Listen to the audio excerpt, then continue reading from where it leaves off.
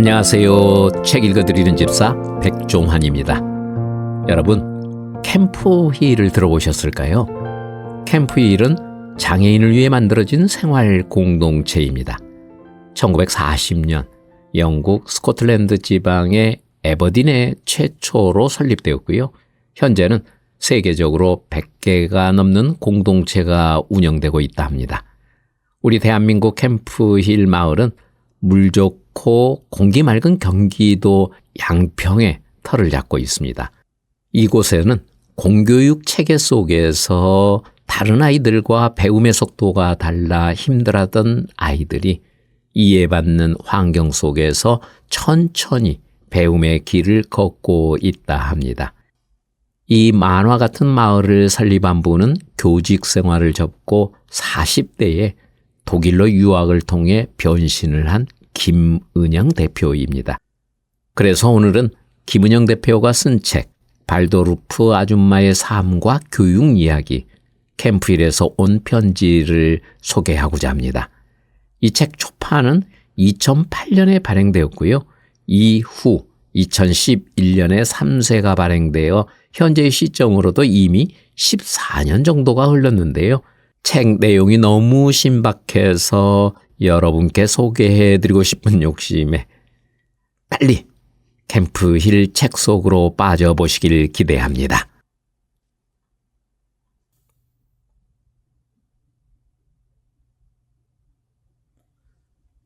발도르프 아줌마 캠프힐로 가다. 나이 40에 지구가 둥글다는 것을 밟아서 안 후에야 세상에 대한 두려움이 사라지기 시작했을까요? 연이어 또 다른 여정을 준비합니다. 제가 향하는 곳은 다름이 아닌 소문으로 무성히 듣던 장애인들의 생활 공동체인 캠프힐입니다. 과연 그곳에서 값진 체험을 할 수 있을지 어떨지 졸업을 앞두고 미리 캠프힐 공동체를 한 주일간 방문해 보았습니다. 그곳의 사람들은 어떻게 살고 있는가? 장애인들은 그 속에서 행복한가? 함께 사는 비장애인들도 그들과 삶의 궤적을 같이 하고 있는가? 온갖 것들이 궁금했습니다. 떠나기 전 캠프힐에 관한 다음과 같은 사항들을 알아보았습니다. 캠프힐이란 어떤 공동체이며 그곳에서 무엇을 하는가? 캠프힐의 역사는 이렇습니다. 캠프힐은 장애인을 위해서 만들어진 생활 공동체입니다. 1940년 영국 스코틀랜드 지방의 에버딘에 처음 설립되었고 현재 100여 개의 공동체가 세계 각국에서 운영되고 있답니다.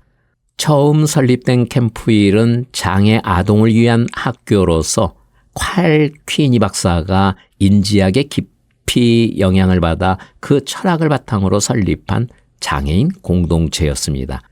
칼 퀴니히는 19세 무렵 누돌프 슈타이너의 인지학을 의학 박사들과 함께 공부하기 시작하였고 그 이후로 인지학사의 앤스로포사피컬 소사이티의 회원으로 활동합니다.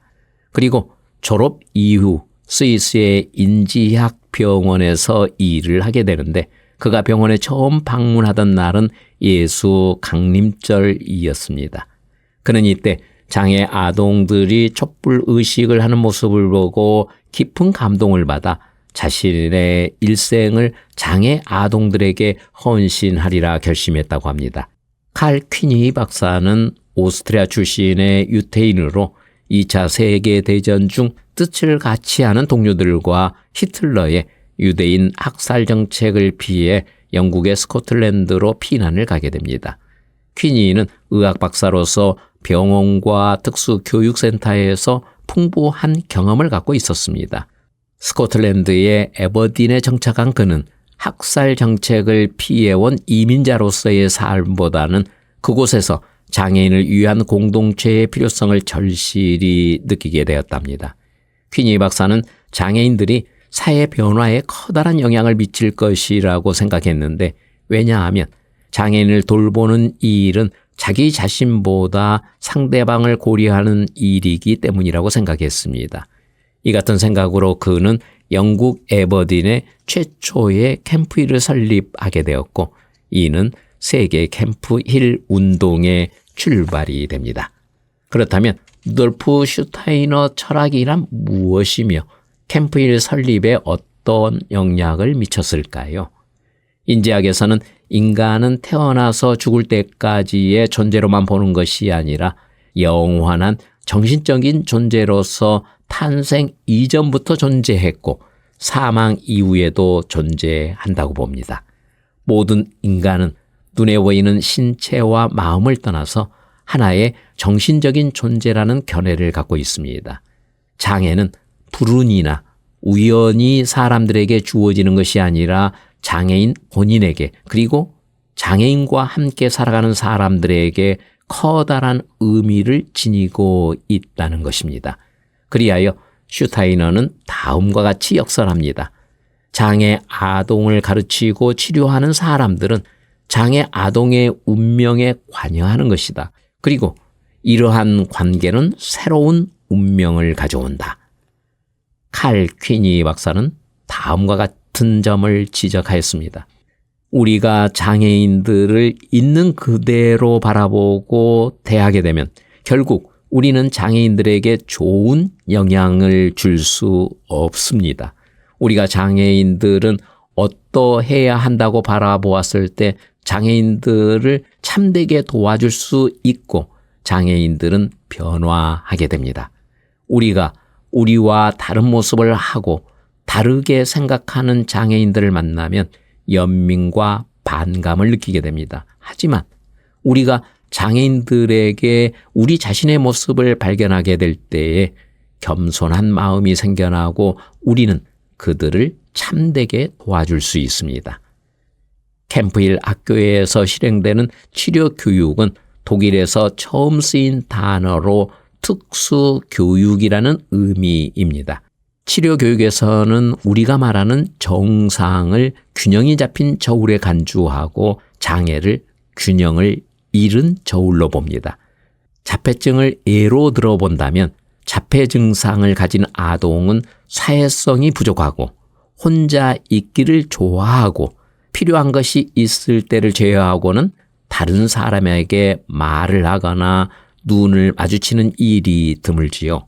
다시 말해서 저울 양쪽의 사회성과 고독 사이의 균형을 잃어버려서 고독의 무게가 사회성의 무게를 짓누르는 셈입니다.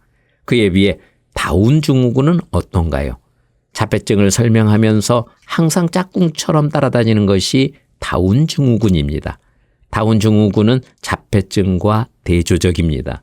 다운 증후군이 있는 사람들은 일반적으로 사회성이 지나쳐 다른 이와의 경계를 인식하지 못합니다. 다운 증후군 친구들은 낯을 전혀 가리지 않거니와 항상 밝고 명랑할 뿐 아니라 부침성이 좋아 심지어 학급의 꽃으로 여겨집니다. 물론 자폐나 다운 증후군이라는 범주로 이들을 이해하는 데는 많은 함정이 도사리고 있지요. 모든 다운 증후군 장애 아동이 모든 자폐 아동들이 이 같은 경향을 지니고 있지는 않습니다. 간혹 다운 증후군이라는 사회적 경계를 인식하여 매우 독립적인 아동이 있는가 하면 자폐 아동이지만 사회성이 웬만하여 다른 사람들과의 관계를 조화롭게 이루어 나가는 아동 또한 있기 마련입니다. 그렇기 때문에 반드시 개별 아동의 특성을 전제로 한 장애 특성을 이해하려는 노력이 특히 이 분야 관련 종사자들에게 필요합니다. 특수교육이란 앞에서 예로 든 것처럼 장애인들이 가지고 있는 이러한 불균형을 균형으로 바로잡아주는 인간의 태도라고 할 수 있습니다. 발도르프 특수교육은 크게 나누어 치료, 교육, 공동체라는 요소를 가지고 있습니다. 치료의 첫 번째는 학교 내에 전문의와 교사, 협력자, 치료사들이 함께한 모임에서 장애 아동의 치료를 결정합니다. 말하기, 승마치료, 미술치료, 음악치료, 놀이치료, 오이리트미 등의 치료가 있습니다. 교육은 발도르프의 교육 과정에 맞춰 연령에 따라서 학급에 속해 교육을 받게 되며 고학년이 되면 작업장에서 목공예, 금속공예, 지점토공예, 뱃들짜기 등의 교육을 받습니다. 공동체는 모든 아동들은 학교 내 공동체의 일원이 됩니다. 부모가 아동을 돌볼 능력이 없거나 양부모가 없는 경우에는 학교 내의 가정에서 코워커와 함께 가족 공동체에서 살게 됩니다. 캠프일의 가족 공동체, 즉 하우스는 흔히 생각하는 피로 연결된 가족과는 다르지만 이들은 정신으로 연결된 가족이 되는 셈이지요. 장애아동은 하우스에서 코워커들과 더불어 살면서 소속감을 느끼게 됩니다. 코워커들은 하우스에서 장애인의 형제, 자매 역할은 물론 부모 역할까지 합니다. 이렇게 캠프일에 대한 사전조사를 마쳤으니 이제 보따리를 싸고 새로운 여정을 시작하려 합니다. 평화로운 리듬, 캠프일 공동체의 일상. 오늘은 제가 머물고 있는 뉴튼 D의 성인 공동체를 소개하렵니다. 이곳에 상주하는 인원은 모두 합해서 180명에서 200명 정도가 됩니다. 20명 정도는 늘 오가는 손님들이랍니다. 하나의 하우스를 관리하는 하우스 페어런츠가 부부 또는 각각 남녀 싱글인 경우도 있고 그들에게 아이가 딸려 있기도 합니다. 그 외에 빌리저가 4명에서 많은 곳은 7명, 함께 사는 단기 코워커가 각 하우스에 배치되어 가정일과 캠프힐 운영을 도와줍니다. 모두 23개의 하우스가 각각의 주소를 갖고 그들의 일터인 공동 소유의 농장 및 작업장과 함께 공동체를 이루며 살아가고 있습니다. 빌리지 각자에게는 개인방이 있고 취미 생활이 보장되며 그리고 일터가 있습니다. 매일 아침에 식사를 마치고 각자의 일터로 갑니다. 예를 들어 여성 장애인의 경우 집안 청소 일을 다른 하우스에 가서 합니다. 오전 9시까지 일터로 가서 1시간 반 정도 일을 하고 코워커들과 함께 따끈한 홍차와 비스켓을 먹으며 휴식 시간을 갖습니다. 그리고 다시 12시까지 일을 하고 각자의 하우스로 돌아가 하우스마더나 코워커가 준비해준 따뜻한 점심 식사를 먹습니다. 대략 1시까지 점심 식사가 끝나면 뒷정리를 마친 후 30분 정도 낮잠을 자고 2시까지 다시 각자의 일터로 갑니다. 어떤 이는 베이커리로, 케이크 만드는 작업장으로, 어떤 이는 농장으로, 어떤 이는 카페로 그렇게 곳곳의 일터에서 정해진 시간까지 일을 합니다. 5시 30분이 되면 일을 마치고 집으로 돌아옵니다.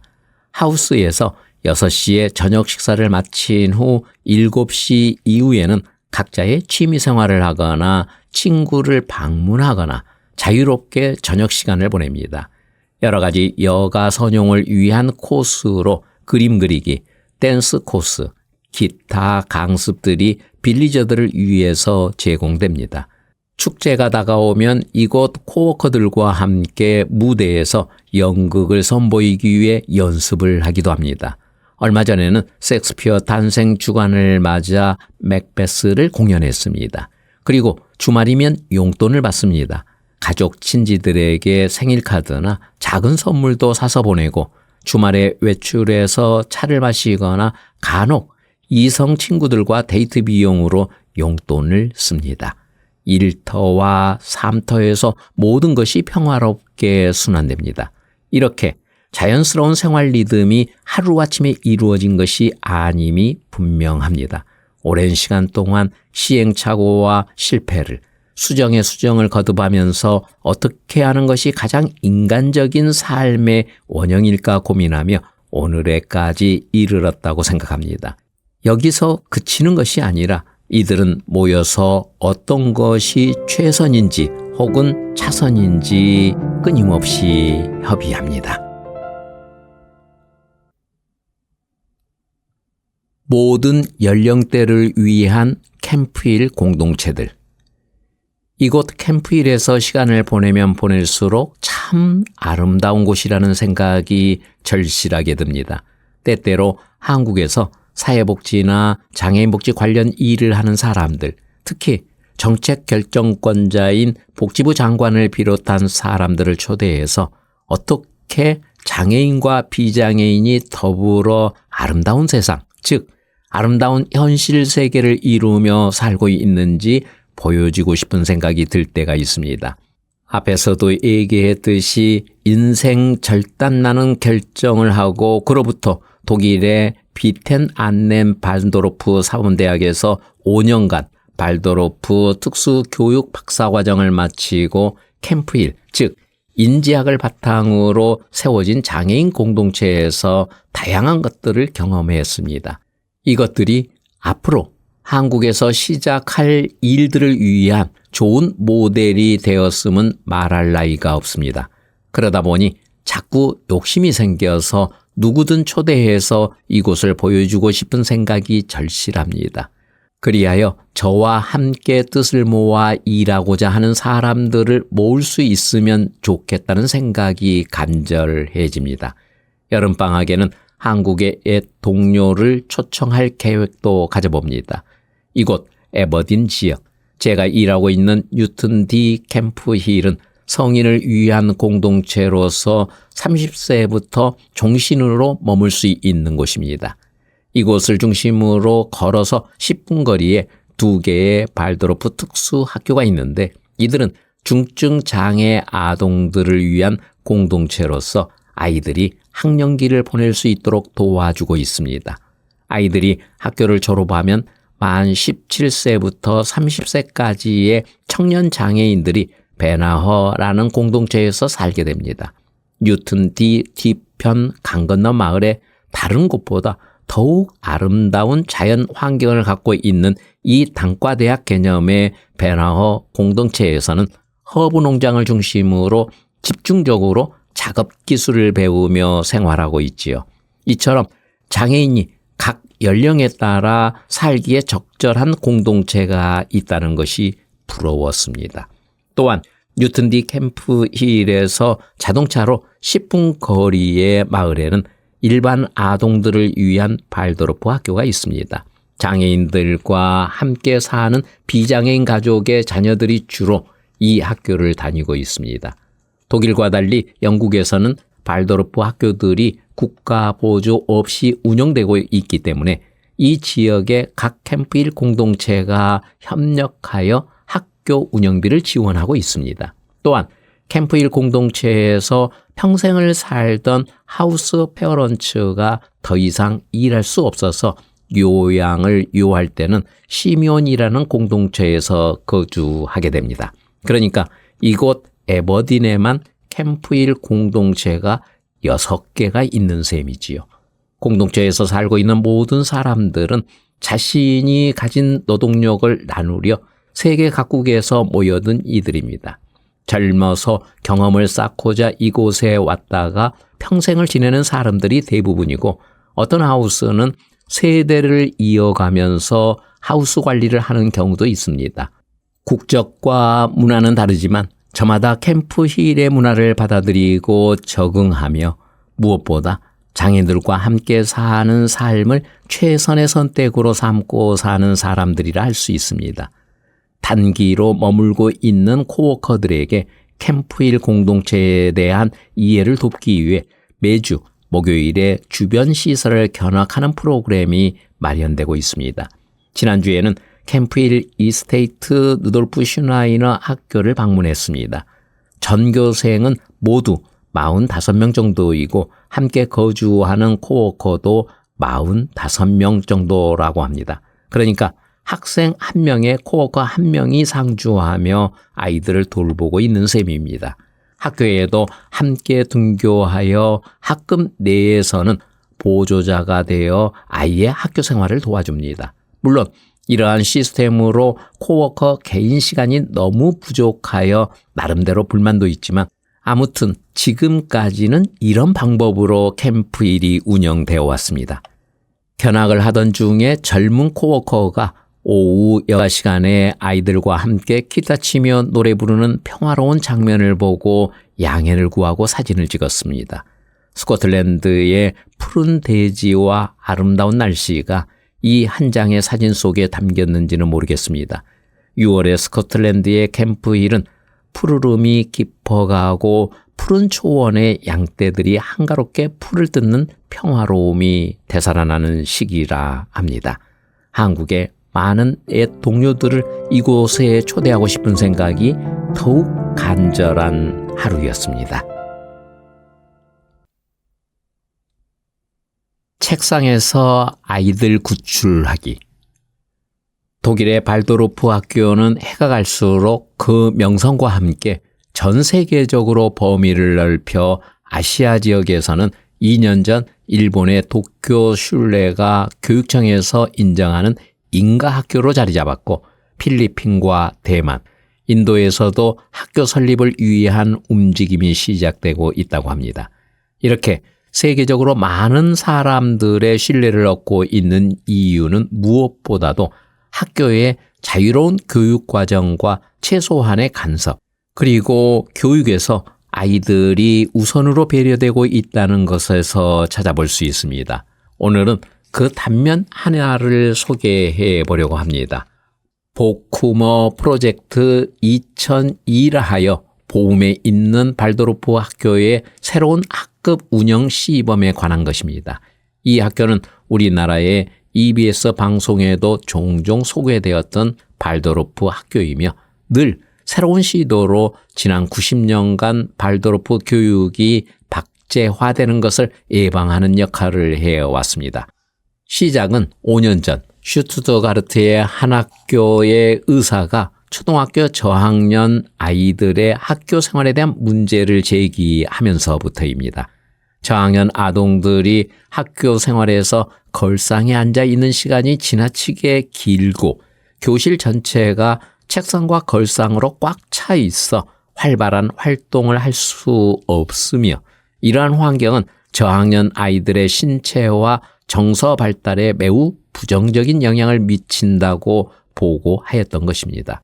이 같은 연구 보고를 바탕으로 보쿠머 프로젝트라는 이름으로 시작된 교실 환경 바꾸기는 기존의 책걸상을 없애고 아이들이 교실에서 충분히 움직이며 교육 활동을 할 수 있도록 하였습니다. 교실에 장의자를 배치하고 의자 대신 방석을 사용하여 바닥에 앉을 수 있도록 하였습니다. 이 장의자는 여러 용도로 사용되도록 만들어졌는데 모으면 하나의 식탁이 되고 다시 배열하면 아이들의 평균대처럼 이용할 수 있습니다. 그러고 보니 놀랍게도 우리나라 옛 서당의 한 장면을 보는 것 같았습니다. 이 프로젝트는 이처럼 학교의 물리적 환경뿐만 아니라 교육 과정과 교사의 역할에 대해서도 대폭적인 변화를 시도하였습니다. 최초의 발도르프 학교에 다니던 아이들과 약 100년이 흐른 오늘날의 아이들이 다른 것처럼 교육 과정과 교사의 역할 또한 변화해야 한다는 당위성에서 비롯된 것이지요. 슈나이너는 그의 강연에서 자주 강조합니다.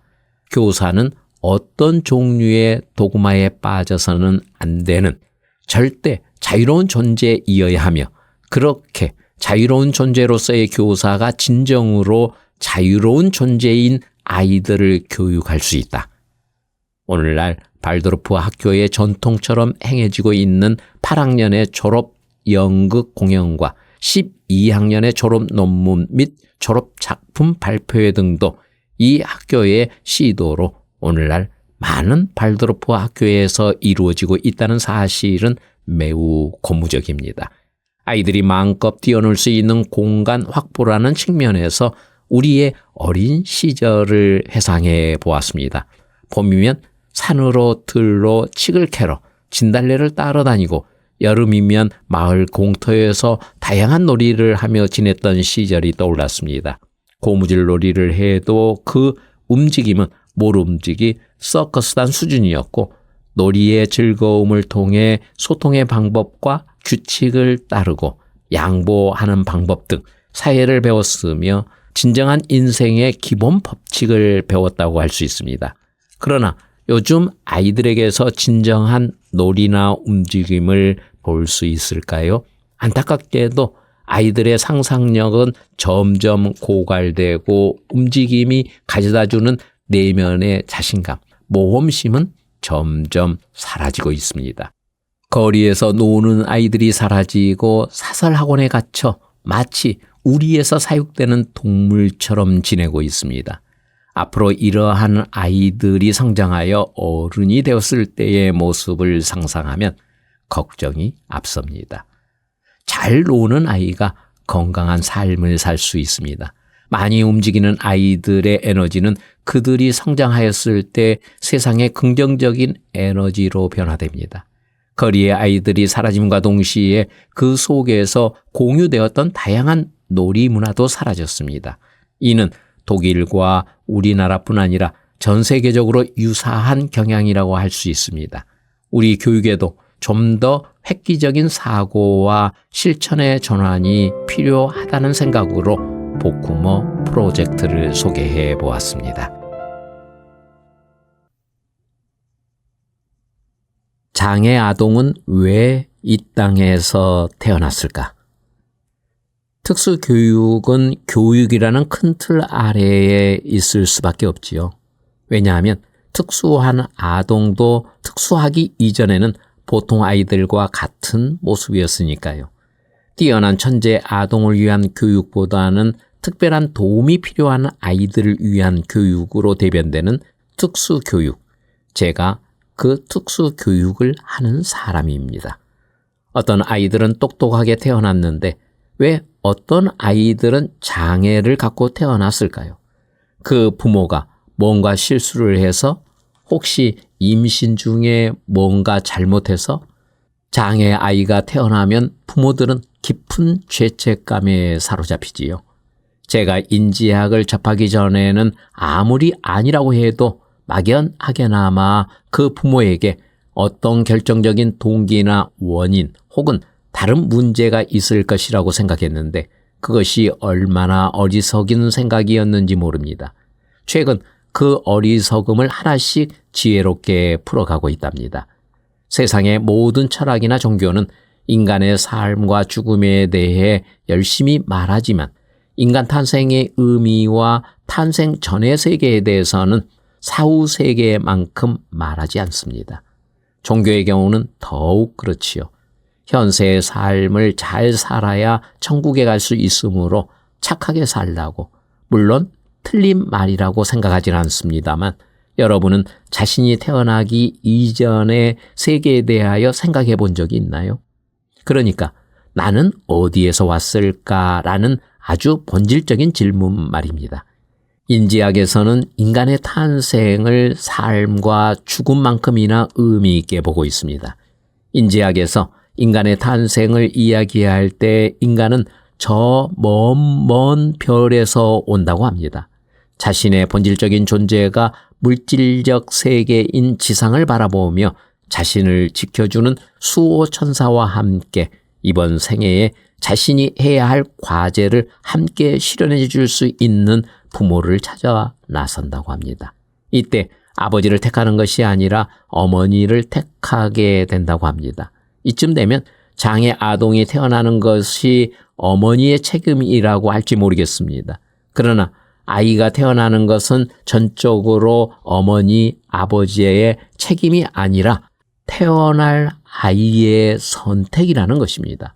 태어난 아기, 한 생명은 그 이전의 삶에서 제대로 배우지 못하여 뭔가를 모르고 유전적 혹은 천재적 등 다양한 특성이 있는 가계의 부모를 택하여 육체의 옷을 입고 세상에 태어나게 되는데 이때 자신의 정신을 반영하는 신체 옷이 꼭 맞지 않을 때 어떤 문제가 생긴다는 겁니다.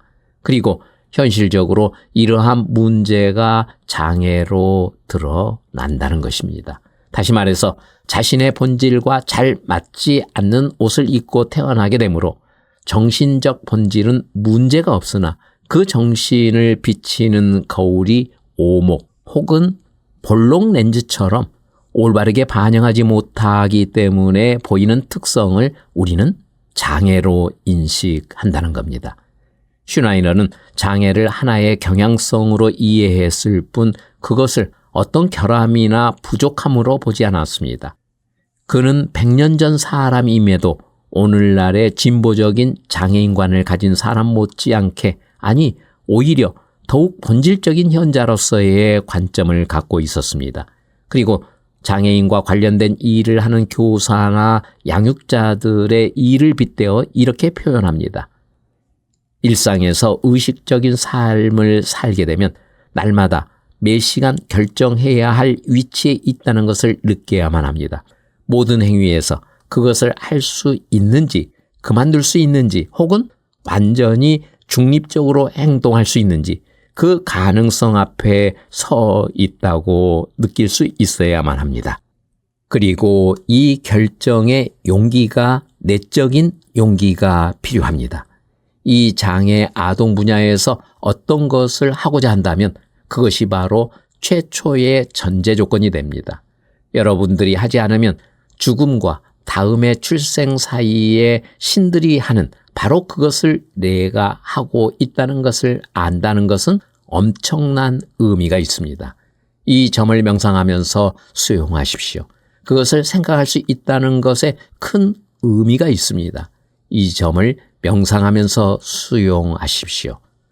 루돌프 슈나이너 특수교육학 강의 제2과에 기록된 내용입니다.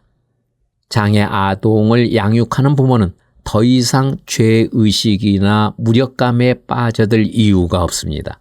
다만 이 아이들이 이 땅에 태어나면서 가지고 온 과제를 잘 풀어갈 수 있도록 그들이 가는 길에 산이 막혀 있으면 함께 터널을 봐주고, 가다가 길이 끊어져 있으면 다리를 놓아주고, 지름길을 두고 먼 산등성이를 돌아가야 한다면 지루한 길을 동행해 주는 것이 교사와 부모, 관련자들이 해야 할 신의 과제라는 것입니다. 지금 우리 아이들은 거대한 산 앞에, 끊어진 길 앞에, 지루한 산등성이의 어느 모퉁이에 주저앉아 있을지 모릅니다. 우리는 이들의 반려자입니다.